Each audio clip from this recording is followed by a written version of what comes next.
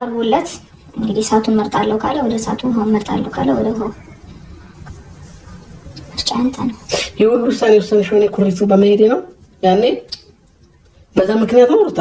እኔ ይሄንን ውሳኔ ወሰንኩት ዛሬ አይደለም አይደለም እያልኩሽ ያለሁት ግን አልኖርም እንዴ ቀልዳለህ እንዴ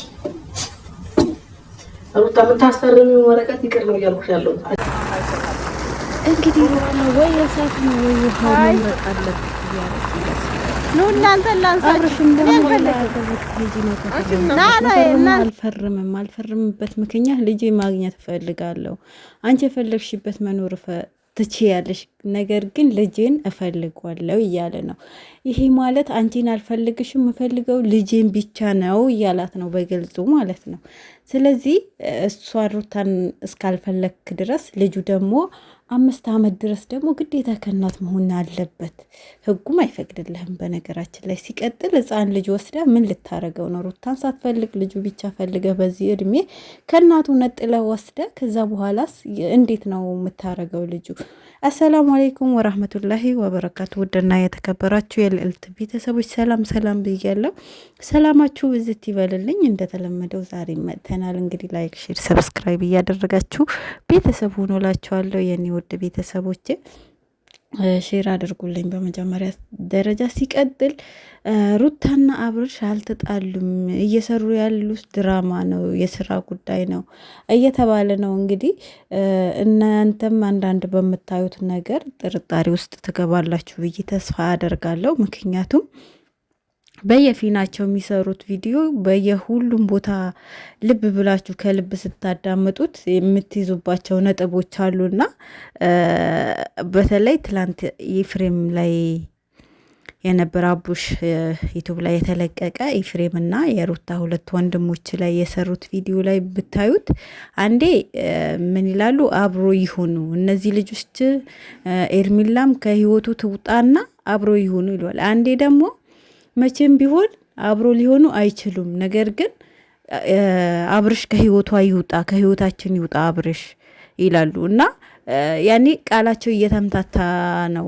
ይሄ ደግሞ የሚሉት እሱ ከህይወታችን ይውጣ የሚሉ ቦታ አንድ ነጥብ ትይዛላችሁ። እንደገና እነዚህ ልጆች ከህይወታቸው ወጥቶ አንድ ላይ እንዲሆኑ አድርግ እያሉት ነው። አንድ ቦታ አንዴ አንፈልግም፣ አንዴ አንድ ቦታ። ይሄ ያመለጣቸው ነው። በተለያዩ አንዱ ወንድም ሲያወራ የምትይዙት ነጥቦች አሉና እነዚህ ልጆች ስራ እየሰሩ ነው እንጂ ድራማ ነው እየሰሩ ያሉ።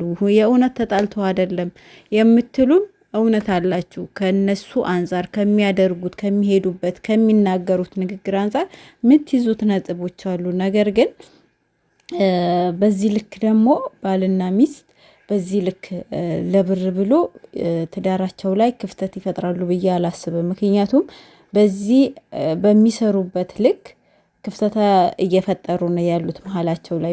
ለምሳሌ በቀላሉ ስነግራችሁ ሩታ ባሏ ከማንም ሴት ጋር እንደዚህ እንዲሆን አትፈቅድም፣ ለብር ብላ ማለት ነው። ምክንያቱም ኩሪፍቱም ሂዶ የነበረው ቪዲዮ አይታችኋል። ሲዋኙ የነበረው አረካት ምናምን አይታችሁታል። እና ለስራ ተብሎ በዛ ልክ ባሏ ከሌላ ሴት ጋር እንደዚህ እንዲሆን ትፈቅዳለች ብዬ አላስብም። እዚህ ጋር አሳማኝ ነገር አለው ማለት ነው። አንድ ቦታ ደግሞ የሆነ ቦታ ጥርጣሬ ውስጥ የምትገቡበት ነገር አለ ብያቸዋለሁ። ነገር ግን በዚህ ልክ ደግሞ ባሏን እንደዚህ እንዲሆን ለስራ ብላ አትፈቅድም፣ ማንም ሴት ማለት ነው። እኔ በበኩሌ እንደዛ ነኝ ማለት የቀረው ይቅር እንጂ ለብር ብዬ ባሌ ከሌላ ሴት ጋር እንደዚህ ማለት የሆነ ተቀራርቦ አውርቶ ምናምን ቢሆን ይሄ ኖርማኒ ነው ትላላችሁ። ነገር ግን በዚህ ልክ ሲዋኙ እሱ ራቆት ሆኖ እሱ ላይ እየተሻሸች ምናምን በፍጹም የማይሆን ነገር ነው እና ይሄ ማይታሰብ ነገር ነው። ሲቀጥል ደግሞ አብርሽ ትላንት ሩታ ተፈቷል። ተፈቶም ሩታን ሩሙ ጠርቷት ነበረ። እንግዲህ ክላሱ መታ የተነጋገሩት ነገር ብዙዎቻችሁ ሰምታችኋል።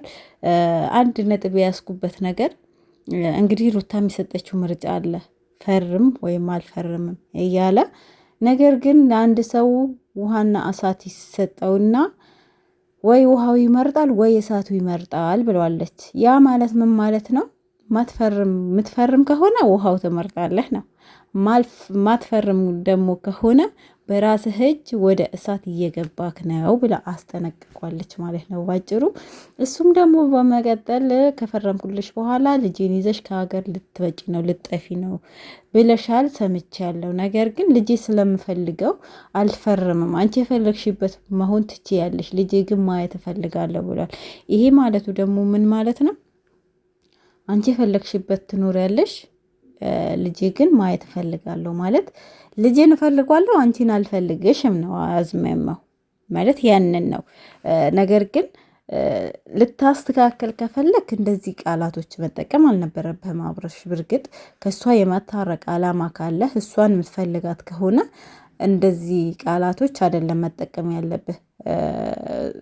ማለት ሴት ልጅ በልክስ አታሸንፋትም ወይ በበልጸት በፍቅር ልታሸንፋት ትችላለህ። በእልህ ግን አታሸንፋትም። ወይ በጠብ ወይ በእልህ ሴት ልጅን አታሸንፋትም።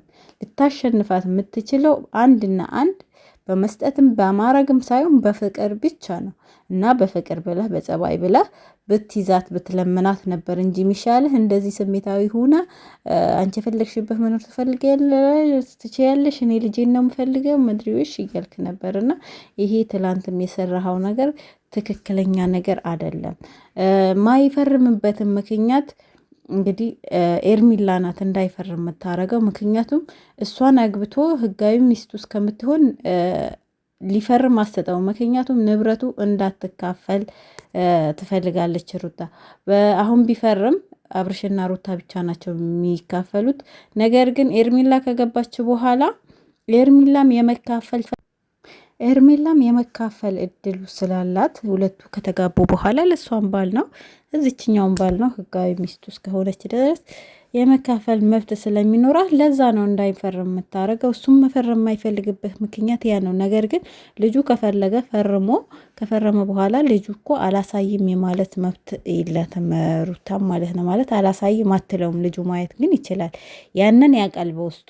ነገር ግን መፈረም ያልፈለገበት ምክንያት ያንን ነው። ምክንያቱም ንብረቱ እንትን እያለ ስለሆነ ለዛ ነው። እስኪ የእናንተም ደግሞ ሀሳብ አስተያየታችሁ ኮመንት ላይ አስቀምጡልኝ። በሌላ ቪዲዮ ደግሞ እንመለሳለን። አዲስ መረጃ ሲኖር አቀብላችኋለሁ። እንግዲህ አቤልም ምናምን እየታሰሩ ነው። እንግዲህ የኤርሚላ መጨረሻ ይዤላችሁ እመጣለሁ። ላይክ፣ ሼር፣ ሰብስክራይብ እያለ